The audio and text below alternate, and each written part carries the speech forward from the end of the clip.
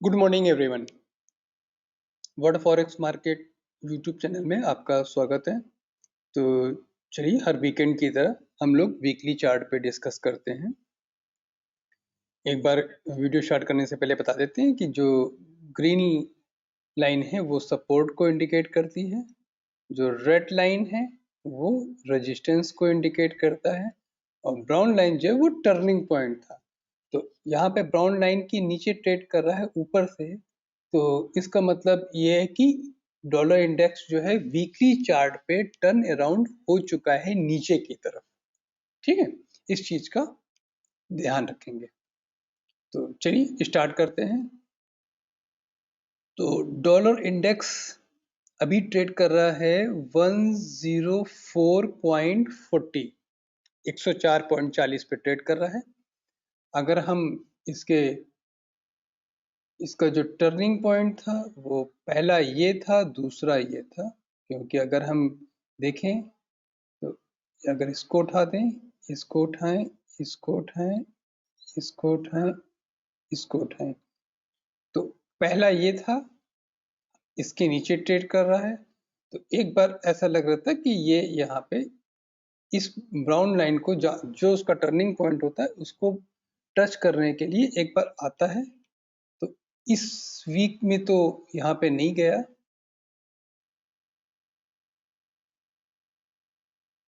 ठीक है, अभी जो ये ट्रेड कर, एक बार इसकी पिक्चर क्लियर कर रहे हैं।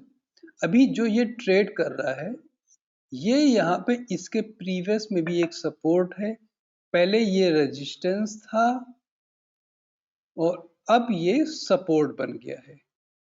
तो अपने प्रीवियस सपोर्ट के पास ट्रेड कर रहा है, इस चीज का ध्यान रखेंगे। तो यहाँ पे रेजिस्टेंस था, वहीं इसका ये सपोर्ट है। जैसे आपने यहाँ पे देखा ये इसका एक रेजिस्टेंस था और यहाँ पे ये सपोर्ट था। तो यहाँ पे इस पोर्शन में इसने एक कॉन्सोलेशन फेज में गया, तो रेड फिर ग्रीन फिर रेड, उसके बाद 3 हफ्ते के कॉन्सोलेशन के बाद ये फिर ये नीचे की तरफ मूव किया था। तो वही फेज हम अब यहाँ पे फेस कर रहे हैं। तो ऐसा नहीं है कि एक झटके में ये फिर वापस नीचे आ जाए। तो यहाँ पे मेरे को लगता है कि थोड़ा सा ये कंसोलिडेशन फेज में जाएगा।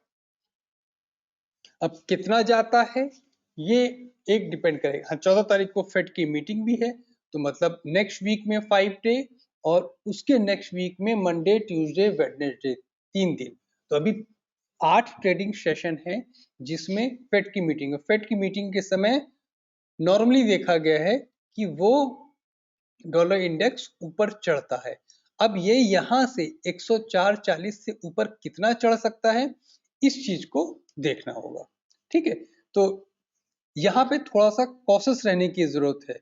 जो लोग ऑलरेडी सेल कर रहे हैं वो अपने सेल में बैठे हुए हैं, डॉलर इंडेक्स को सेल में रखते हुए अपनी पोजीशन जिन लोगों ने बना रखी है वो थोड़ा कॉशियस रहें, और ना तो आधी पोजीशन का प्रॉफिट बुक कर सकते हैं, आधी पोजीशन को कैरी कर सकते हैं। और अगर डॉलर इंडेक्स ऊपर चढ़ने लगता है तो फिर अपनी पोजीशन से एग्जिट कर सकते हैं। चलिए नेक्स्ट वीडियो पे आते हैं। नेक्स्ट पेयर मैंने लिया है euro USD.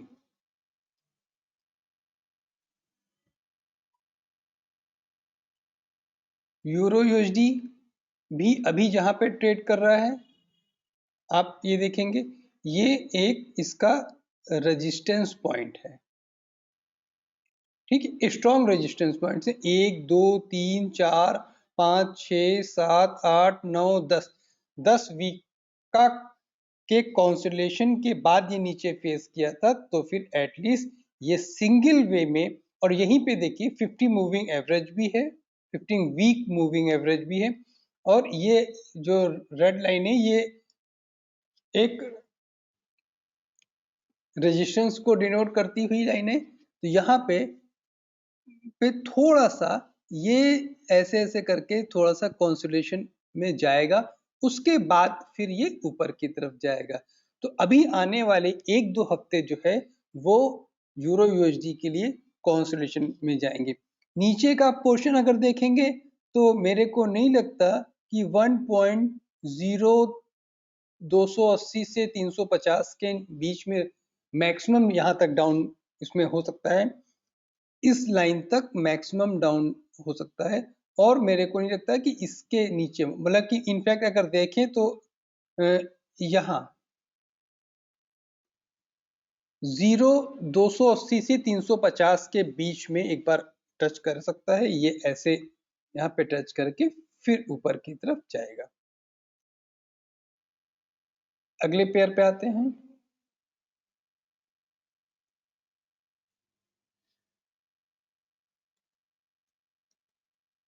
GBP USD. GBP USD में भी देखेंगे जैसे कि यूरो यूएसडी में था, तो ये भी एक इसका ये कंसोलिडेशन फेज है और यही 50 मूविंग एवरेज है। तो ये अपने रेजिस्टेंस जो यहाँ पे मेजर रेजिस्टेंस पॉइंट है, यहाँ पे भी है। देखिए सेम कंसोलिडेशन फेज यहाँ पे भी था और ये भी एक रेजिस्टेंस पॉइंट है। तो जीबीपी यूएसडी अपने रेजिस्टेंस पे पहुंच चुका है। जो लोग इसको बाय करके चल रहे थे वो अपनी पोजीशन आधी कर सकते हैं या कॉसेस फेस करते हैं या एक पर्टिकुलर स्टॉप लॉस लगा सकते हैं कि भाई इसके नीचे अगर जाएगा तो फिर हम एग्जिट कर लेंगे। तो इस चीज पे यहाँ पे थोड़ा सा ध्यान दिए। मेरे हिसाब से ये यहाँ से यहाँ तक एक बार ये आएगा फिर ऊपर जाएगा।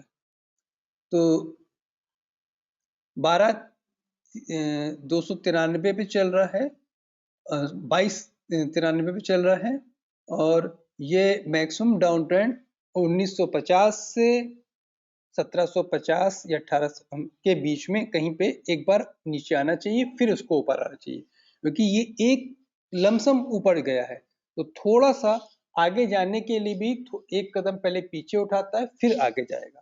तो ये अगर ये बाई चांस किसी वजह से नीचे जाता है तो बेसिकली ऊपर जाने के लिए नीचे आएगा जीबीपी यूएसडी। अगले पेयर पे आते हैं।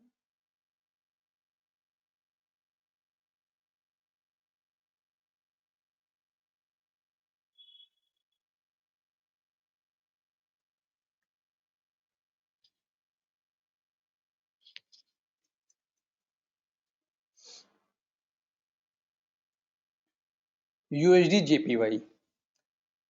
यूएसडी जेपीवाई अभी कहाँ पे है? 134.35 के आसपास।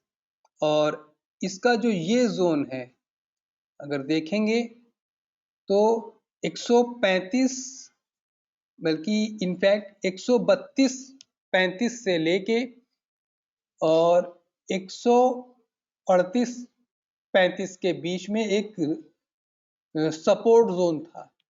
इसके पहले भी एक सपोर्ट जोन था ये वाला, तो यहाँ पे ये काउंसुलेशन फेज में गया, अभी ये है। तो यहाँ पे भी क्योंकि यहाँ पे एक काफी स्ट्रॉन्ग सपोर्ट है, एक एक दो तीन चार पाँच छः सात आठ नौ 10 11 वीक का एक सपोर्ट जोन है। तो एक झटके में ये नीचे आ जाए तो इसकी संभावना कम है। तो इसलिए आप लोग एक कॉशस फेस करेंगे, एक अपने हिसाब से एक स्टॉप लॉस लगा लें और उसके बाद ये थोड़ा सा ये ऊपर अगर जाएगा तो इस पॉइंट तक मैक्सिमम जा सकता है, क्योंकि जो ये पहले कंसोलिडेशन फेज के थ्रू इसने लिया था यही एक रेजिस्टेंस पॉइंट भी इसके लिए होगा। तो 139.80 के आसपास का इसमें एक स्ट्रॉन्ग रेजिस्टेंस पॉइंट फेस करेगा। अगर ऊपर जाएगा तो ये मैक्सिमम ऊपर तक जा सकता है, उसके बाद फिर ये नीचे की तरफ मूव करेगा।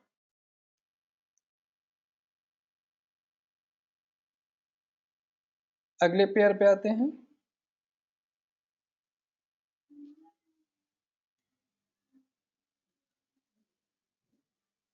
USD CAD.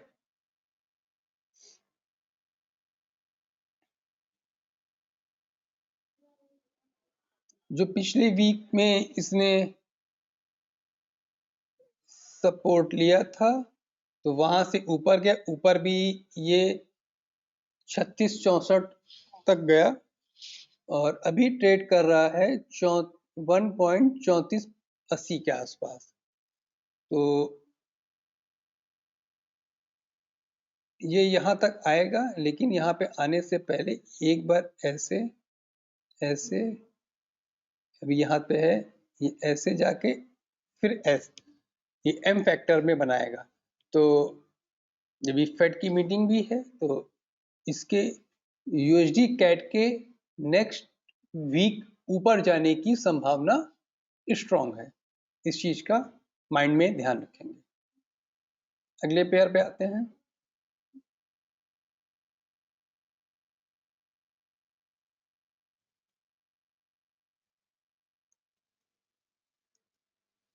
यूएसडी एमएक्सएन। पिछले कई वीक से एमएक्सएन जो है, देखिए यूएसडी एमएक्सएन मैक्सिकन करेंसी को डॉलर के अगेंस्ट ये यहाँ पे स्ट्रॉन्ग सपोर्ट था, वहीं पे इसने एक स्ट्रॉन्ग सपोर्ट लिया है। और सबसे बड़ी बात है, जो ये कैंडल बनी है वो बुलिश पिन बार बनी है। यूएसडी एमएक्सएन में जो वीकली कैंडल बनी है बुलिश पिन बार बनी है। इसमें आप स्टॉप लॉस लेंगे 19.19 का स्टॉप लॉस लीजिए और टारगेट आपका 19.80, मतलब काफी अच्छा है।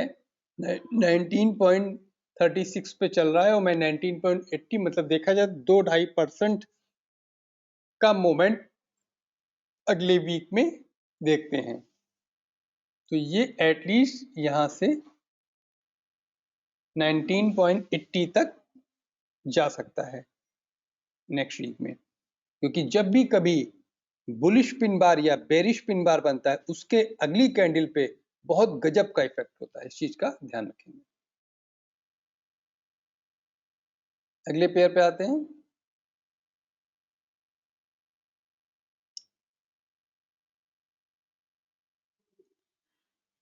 AUD USD.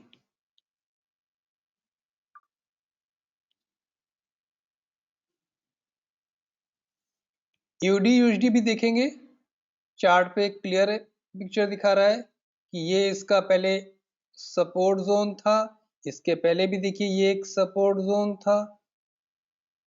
अगर ये, और ये पूरा एरिया ही इसका एक सपोर्ट जोन था, क्योंकि यहां से सपोर्ट लेके ये ऊपर गया था, फिर ये नीचे आया था। तो अब ये देखिए इसने यहाँ पे हल्का सा रेजिस्टेंस फेस भी किया है।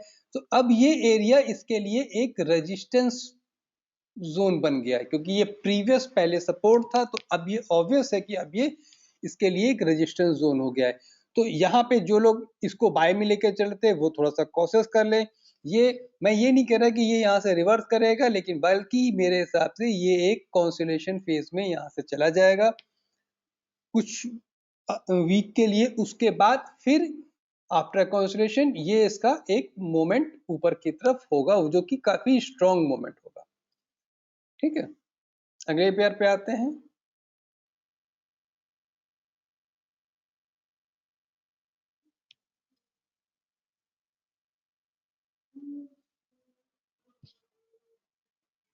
NZD USD.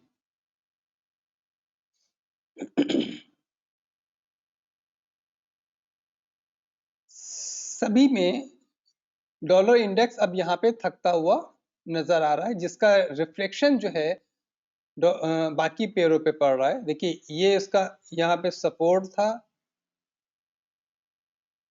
और जो ये जोन है, ये देखिए एक कंसोलिडेशन फेज था। ऊपर से नीचे आते हुए जब कंसोलिडेशन फेज था, तो अब यही एक, तो उसको एक सपोर्ट जोन बोलेंगे। तो अब यहीं पे ये एक इतनी आसानी से नहीं, थोड़ा सा यहाँ पे टाइम बिताएगा और ये इसके लिए एक रेजिस्टेंस का काम करेगा।